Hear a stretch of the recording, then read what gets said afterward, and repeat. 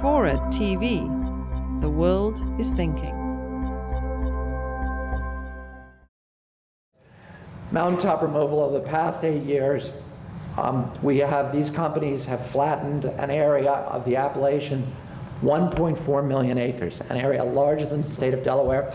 They've cut down 500 of the biggest mountains in West Virginia and buried permanently, forever, 2,000 miles of America's rivers and streams, according to EPA. It's all illegal. You cannot in the United States dump rock, debris, and rubble and garbage into a waterway without a Clean Water Act permit. You can never get a permit to do such a thing. And we sued them.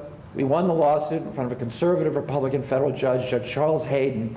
He said the same thing I said. He said it's all illegal. It's been illegal since day one. He enjoined all mountaintop mining.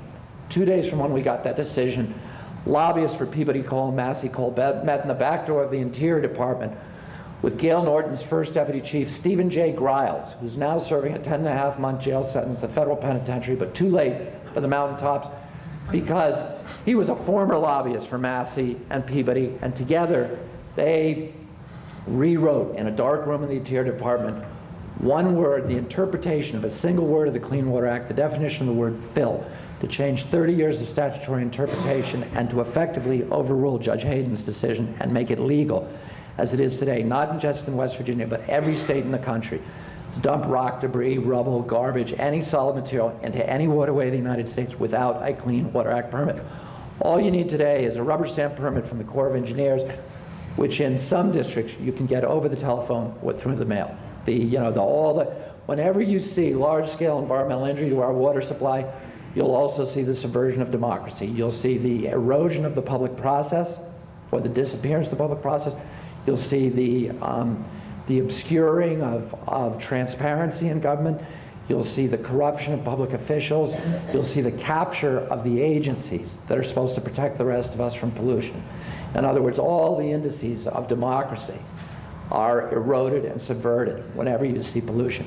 What we have the capacity to do, and we could go either way with water issue, and I'm going to shut up now, but I just want to say this.